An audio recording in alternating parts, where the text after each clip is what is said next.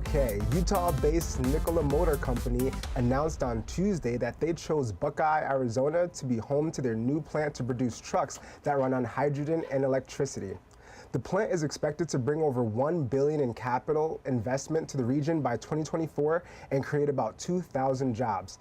Nikola hopes to have the plant up and running by the end of 2019, according to CEO and founder Trevor Milton. Upon the announcement, Governor Doug Ducey said that Nikola's decision showed that Arizona is leading the way in attracting new companies.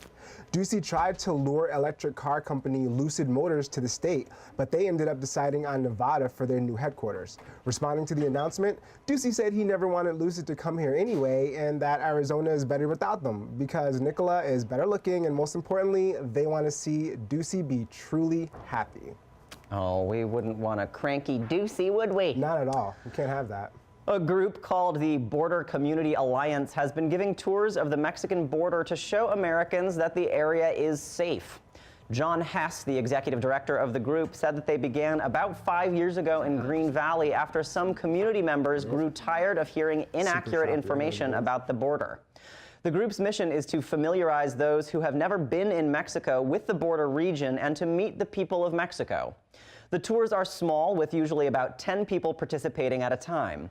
Steve and Nancy Hoffman, who were visiting from Iowa, said that the experience made them realize that American families have a lot in common with the hardworking families they met. Upon hearing about the tours, the Trump administration said they plan to slash the tour buses' tires, which will cost roughly $2.6 bajillion. That we're willing to pay. Seems a little steep. Yeah, a little bit. All right, a group headed by the Pima Association of Governments submitted a proposal to take over the aging shuttle service in Sabino Canyon. The proposal involves a consortium of companies including Tucson Electric Power and nonprofit groups such as Friends of Sabino Canyon and the Coalition for Sonoran Desert Protection. TEP would provide $2.5 million in startup funding, including $1 million zero-interest loan to pay for a fleet of electric trams. The fleet would include 5 electric-powered trams and 4 gas or diesel-powered vehicles. The tram service is currently run by Sabino Canyon Tours, a private company founded in 1985. The company has been the subject of criticism for using exclusively gasoline and diesel-powered trams and only accepting cash for payment. The U.S. Forest Service issued a request for applications last November before Sabino Canyon Tours' contract ends in June 2018. The new fleet would also replace tram loudspeakers with a headphone-based system. Riders could use their own headsets, purchase a headset for $1, or just provide their own, impromptu commentary and irritate the hell out of everyone around them. That sounds obnoxious. But no, I love it when people irritate me. Now, maybe you've been wondering how we at 5 on 20 make the news show you've all come to love and, well, if not trust, at least give the benefit of the doubt to. Well, allow me to edify you. 5 on 20 is a collaborative effort of local Tucsonans with a selfless thirst for truth and a narcissistic need for attention. Basically, the shiz doesn't work without regular folks like yourselves volunteering their time to research and write stories, operate cameras and sound equipment, create and source bitchin' graphics, and to make my endless cups of green tea. So, get your butts in here. The station doesn't run itself.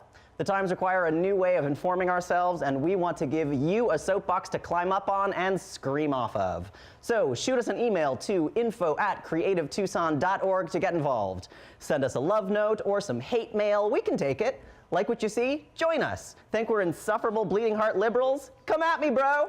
Again, that's info@creativetucson.org. Don't be strangers.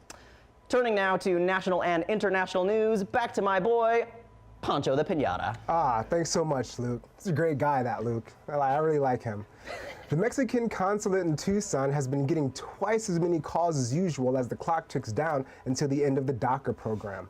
Sebastian Galvan Duque said that the consulate is receiving 1,200 to 1,500 calls per day, most of them having to do with DACA.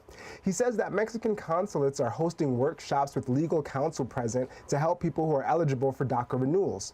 Earlier this month, a federal district court in California ruled that DACA recipients could continue to renew their status, although new DACA enrollees would not be accepted. The federal government has until next Friday to work out a deal to keep the government running, which involves solving the DACA issue and figuring out a path to citizenship for the tens of thousands of people covered under the program.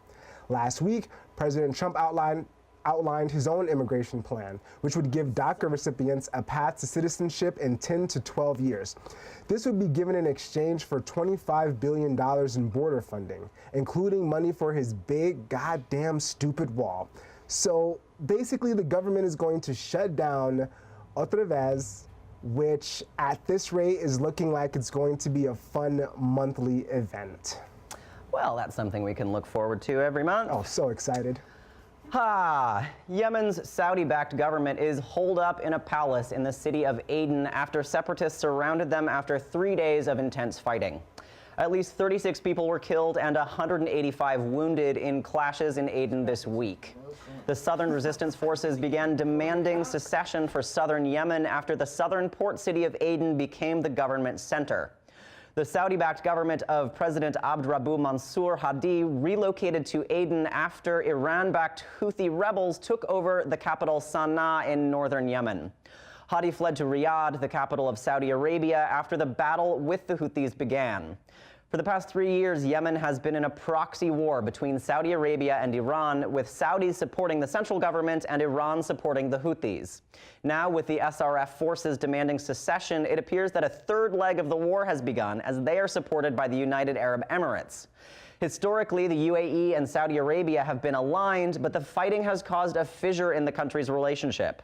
And you thought our political situation was messy. Yemeni officials are reportedly carrying around flowcharts to keep track of who is fighting who. You know, flowcharts are extremely effective, I've found. They can be really useful in a complicated situation. Most definitely.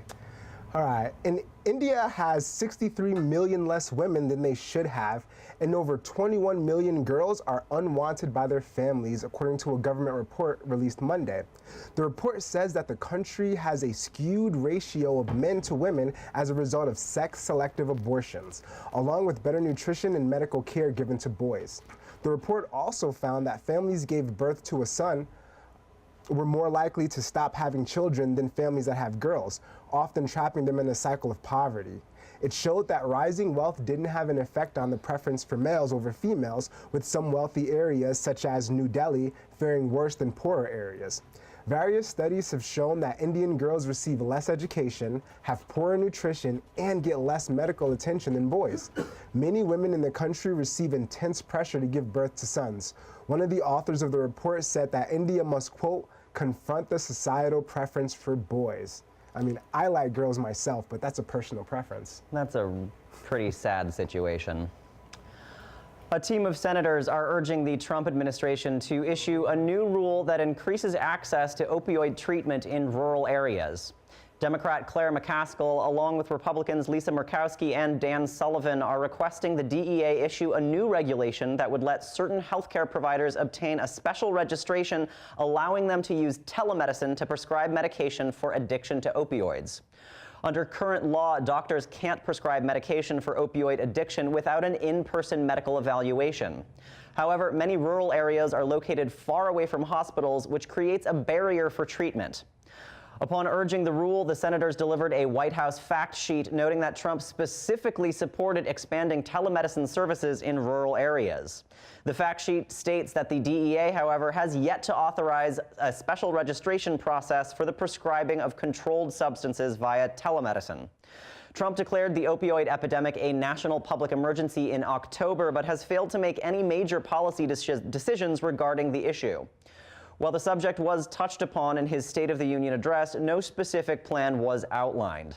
Trump could have an easy win by ordering the DEA to implement the rule, but White House officials say this makes a little too much sense and the president would rather keep us all guessing because it's, quote, better TV.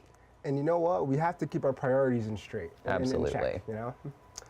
All right, here's another one for those who need more opioids. A congressional probe found that drug distributors poured over 20 million pain pills over 10 years to a West Virginia town of only 3,000 people. According to the report, the Ohio-based drug distributor Miami Lucan supplied most of its 20.6 million pain pills to two pharmacies located 4 blocks apart in Williamson, West Virginia. From 2008 to 2015, as the opioid crisis was developing, Miami Lucan delivered more than half the pills to just one of the pharmacies. From 2005 to 2011, the company sent 6.3 million pain pills to 2 pharmacies in Kermit, a town of 400 people. Another distributor, H.D. Smith, sent 1 million hydrocodone pills in 2008 to a pharmacy in Mount Gay Shamrock, a town of less than 2,000 people. Even worse, the previous year, H.D. Smith only supplied the town with 57,000 pills. Both companies paid settlements over pill dumping allegations, with Miami Lucan paying $2.5 million in 2016 and H.D. Smith paying $3.5 million in 2017. Drug dealers, you're all doing it wrong. So they're paying like less than $1 here per pill in damages. I don't feel like that's quite enough. Nah, I don't either. They need to pay a little bit more there. I feel that way too. Hey, a bill in New Hampshire introduced by Republican Representative Neil Kirk would require that able-bodied Medicaid recipients work 20 to 30 hours a week to apply for welfare and food stamp programs. The proposed bill comes after the Trump administration moved earlier this month to allow states to impose work requirements to qualify for Medicaid. Arizona is one of a group of states who have filed for a waiver to implement the work requirements. The state is still waiting on federal waiver to implement work requirements for Medicaid, so Kirk might be jumping ahead a bit. Opponents of the bill say that his measure is too premature to seriously consider. Carrie Nelson from New Hampshire's Department of Health said that the U.S. Department of Agriculture wouldn't allow the work requirements to be added to the food stamp program. Plus, there's the fact that those who receive temporary assistance for needy families, or TANF, which is colloquially known as welfare, already face work requirements if their children are a year or older. But since when have facts ever stopped them before? If the bill goes through, New Hampshire legislators hope to add other common sense requirements, such as being able to whistle, having the name that starts with D, and memorizing all 3 verses of Margaritaville. God, I hate that song. Do you? Huh, it's one of my favorites, actually. Sorry. I don't know. I thought I knew you better. All right. Well, Donald Trump delivered his first State of the Union address last night, a phrase I never thought I'd have to say, but I just did. In Donald Trump terms, the speech was relatively restrained, meaning there were no accidental racial slurs, and he didn't mention his inauguration crowd once. So, like super presidential, in other words. Trump began by paying homage to President Obama with a laundry list of accomplishments such as record low black unemployment, a booming stock market, and wage increases. The greatest hits literally filled an hour of the 80-minute speech. One full episode of Black Mirror, and not one proposal was mentioned.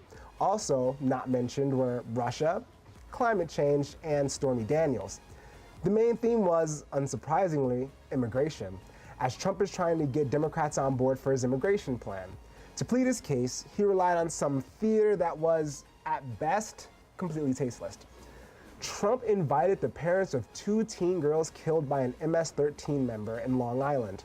It was an emotional moment, so maybe the president forgot to mention that MS-13 was born in the United States, so they can't be deported. I think Trump summed it up best in 2016 when he wrote, "The State of the Union speech was one of the most boring, rambling, and non-substantive I have ever heard in a long time. New leadership, fast." This was 5 on 20 News with Pancho Pinata and Luc Goodhart. Thanks for watching, and don't forget to like, share, and subscribe to our social media feeds. Good night, and stay creative, Tucson. Sensitive.